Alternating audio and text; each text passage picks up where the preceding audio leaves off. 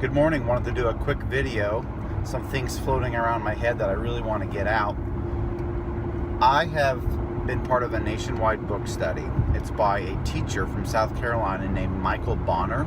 It's at Michael Bonner _ on Twitter. You may be familiar with his name, but you're probably more familiar with his personality and the energy that he exudes. He's been on Ellen a few times. He and his class were recognized, and I had an opportunity this past summer to hear him speak as a keynote presenter at a national conference that I attended. And man, something just hooked me down in my soul. And I look on stage and I see him and I hear him telling his stories, and I hear him talking about how he's de-escalating situations. I see him how he's interacting with other staff members and parents. I see him how he's motivating the students. We even have a similar, I call him a mentor. He doesn't even know I exist, but Ron Clark. I started reading and following the work of Ron Clark about 8-9 years ago. As someone that's really flipping education on its head to give students what they need to give them success. But when I look on stage, I see Michael and I say, he's got it. He's got it all figured out. He knows how to motivate kids. He knows how to use data to drive instruction. He knows how to negotiate, compromise, motivate, and be a team member, and really navigate the interpersonal relationship and political side of teaching and working with parents. So it was motivating. He's setting the bar high, but it's attainable. Well, he had written a book. It's called Get Up or Give Up. It's been out for a little while now, and that's the book study that my team locally and then internationally, there's a group of educators that are reading it. And what's really cool about this book is that, yes, Michael seems like he's got it, but this book really tells his story. That, boy, he didn't always have it, and there's still areas that he's working to improve on. Very transparent, not only on his personal life, but also his professional struggles from aspirations of being an NBA player. That's why he went to college. Talking about the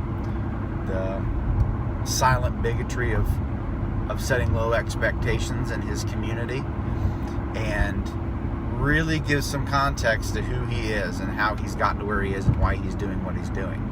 He's even very, very honest about being very close to walking away and saying, this isn't worth it. It's taking too much of a toll on my personal life. So I'm about 3/4 of the way through the book, and right now what he's doing, and there's a lot of parallels to my life as well, not the Division I athlete part, but the struggles and self-doubt and contemplation of leaving the field altogether. But what he's doing now in the book, which is kind of like we've gotten through that pit of despair, now we're working our way out of it. We're kind of getting some informed, what we call informed optimism, sorry.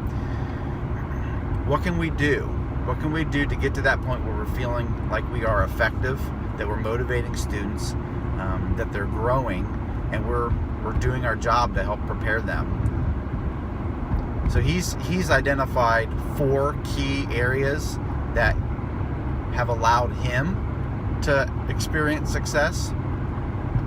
I've read the first 2. The first one is passion. If you're not passionate about teaching, boy, do students know that. They can smell it from a mile away. And you stand very little chance of having them exhibit any kind of energy, interest, passion towards what you're teaching.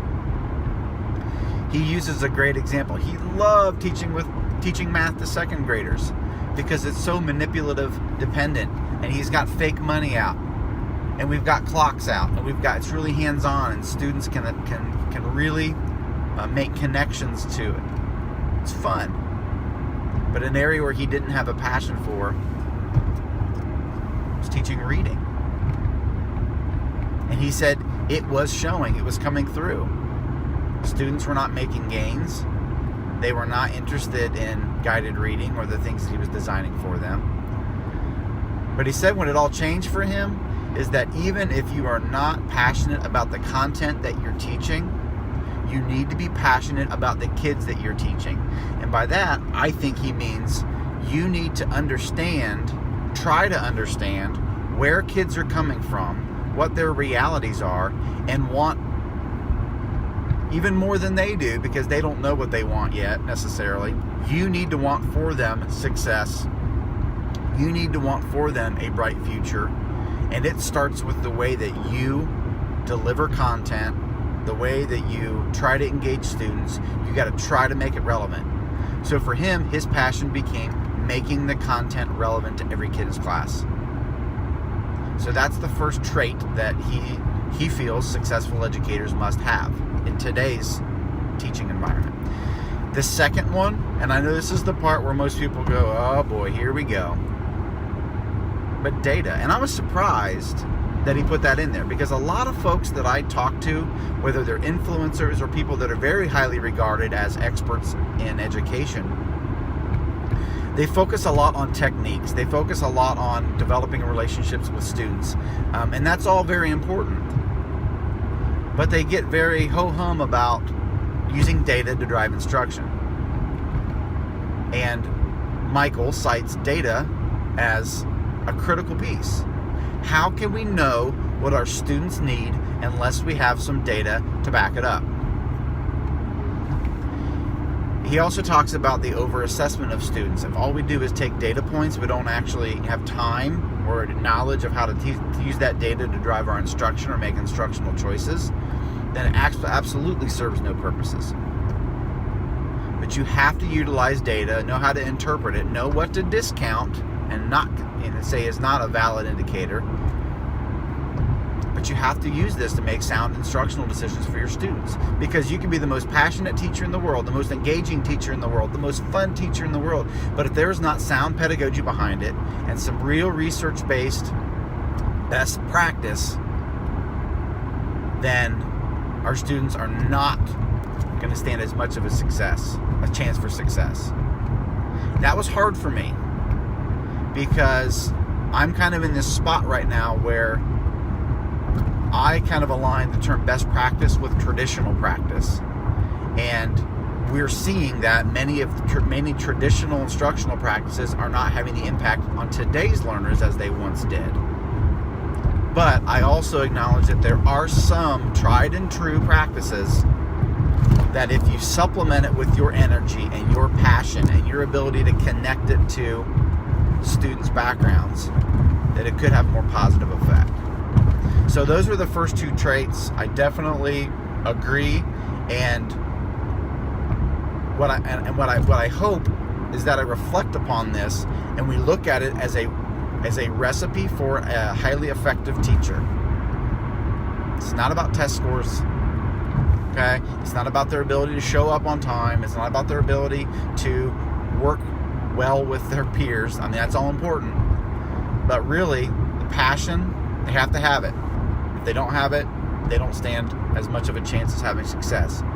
And they have to be willing to use data to drive instruction, and also to monitor behavior, and also to keep parents in the loop. So he cites some tools that he uses to do that, specifically ClassDojo.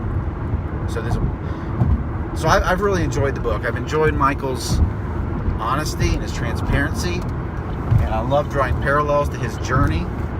And this isn't why he got into teaching. And I love that he is still a practicing educator.